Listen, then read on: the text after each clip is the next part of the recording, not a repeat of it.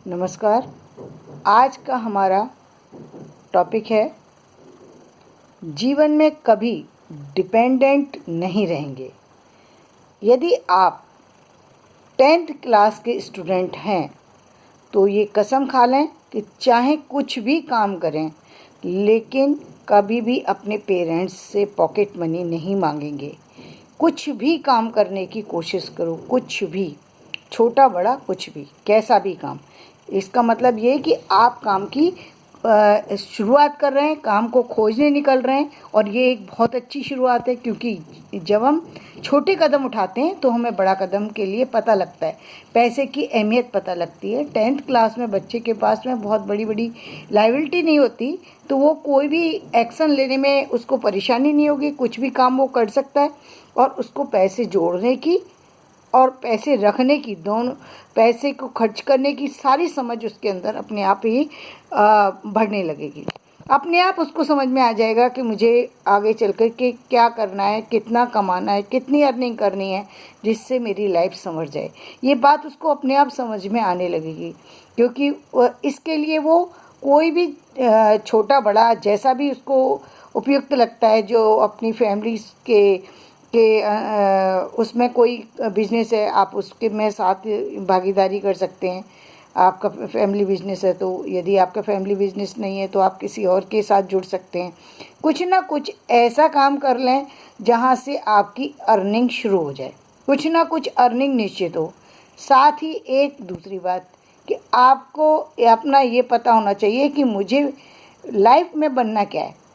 ये सिर्फ pocket money है, ये आपकी लाइफ नहीं है।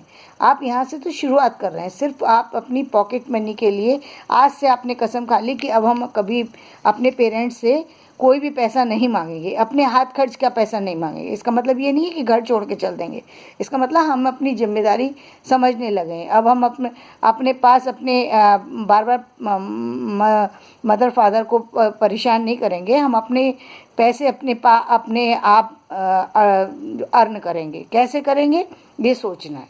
अलग अलग तरीके हैं। कुछ बच्चे जो है वो जाकर के टीवी वगैरह पे काम कर सकते हैं, कुछ बच्चे जाकर जर्नलिस्ट का काम कर सकते हैं, कुछ बच्चे जाकर के जो फॉरेन एम्बेसी है वहाँ पर अनुवाद का काम होता है, वहाँ पर वो अनुवाद का काम कर सकते हैं। और बहुत सारे बच्चे हैं जो बहुत सारे फील्ड में जा सकते हैं। जब आप खुद से खोजेंगे ना तो बहुत सारे से ऐसे फील्ड हैं जहाँ आप काम कर सकते हैं। आप चाहें तो आजकल तो बहुत अच्छी तरीके से आपको कंप्यूटर नॉलेज बहुत अच्छी है। आप ये भी कर सकते हैं कि लोगों को फॉर्म भरना नहीं आता, आप उनकी उस फॉर्म भरने में मदद कर सकते हैं। तो एक फॉर्म फिल करने में 400 से 500 रुपये आप अर्न कर सकते हैं। तो यानी आप डेली 1 से 2 फॉर्म भी यदि भर लेते हैं तो आपके पास तो 30,000 पर मंथ की इनकम हो गई। तो मतलब आपको कुछ ना कुछ ऐसा काम करना है जिससे कि आपकी इनकम जनरेट हो जाए और अधिक समय ना लगे। ये भी ध्यान देना है, क्योंकि इस समय आपके ऊपर सबसे बड़ी रेस्पॉन्सिबिलिटी क्या है, एजुकेशन की। क्योंकि एजुकेशन को डिस्टर्ब नहीं होने देना है। ये नहीं कि एजुकेशन ख़राब करके हमें आगे फिर पढ़ना नहीं है। जैसे फॉरेन कंट्री में होता है कि 10th क्लास में बच्चा काम तो स्टार्ट कर देता है, लेकिन 11th में आने के बाद वो अपना स्टडी छोड़ देता है। आपको स्टडी नहीं छोड़नी, स्टडी को कंप्लीट करना ही है, हर हाल में करना है और अच्छी तरह से करना है। केवल करना ही नहीं है, अच्छी तरह से करना है। अपने कैरियर को चुनिए कि मुझे कैरियर में क्या बनना है, उसके लिए तैयारी कीजिए। उसमें जो हो सकता है कि उसमें मान लीजिए आप मेडिकल फील्ड में जाने वाले हैं तो मेडिकल के लिए आपको कोचिंग लेनी होगी, तो कोचिंग की फ़ीस भी काफ़ी ज़्यादा होती है। तो आप कोशिश कीजिए कि उसकी फ़ीस खुद से दे करके और आप अपनी जो है मेडिकल की एजुकेशन को लें, सीए की एजुकेशन को लें, और बड़ी बड़ी जो एमबीए की एजुकेशन को लें, और जो भी आप डिग्री हासिल करना चाहते हैं उसकी एजुकेशन को लें और अपनी लाइफ को जो है मजबूत बनाएं। आप इंग्लिश स्पीकिंग का कोर्स भी बच्चों को पढ़ा सकते हैं, क्योंकि बहुत सारे हमारे बच्चों को पढ़ा सकते हैं, बड़ों को पढ़ा सकते हैं। हमारे भारत में तो अभी सभी को ज़रूरत है इंग्लिश सीखने की।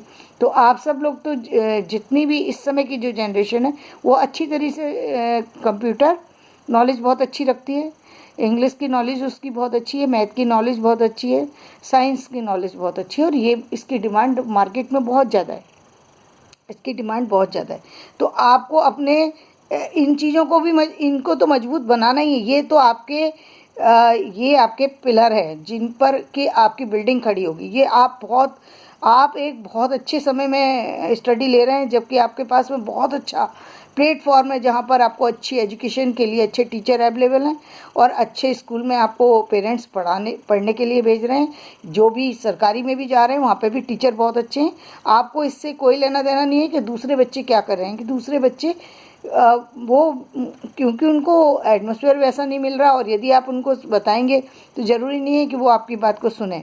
इसलिए आपको अपने काम से मतलब है, आपको उस फील्ड से आगे आपको अपनी लाइफ में आगे निकलना है और उसके लिए कैरियर चुनना है। अभी मैंने कल ही देखा था, एक प्रदीप नाम का बच्चा जो है उसने आर्मी में जाने के लिए प्रयास किया और उसने 10 मील डेली दौड़ने का एक योजना बनाई। तो इसी तरीके से आप योजना बनाइए और आगे काम कीजिए। आज का वीडियो मैं यहीं समाप्त करती हूँ। धन्यवाद।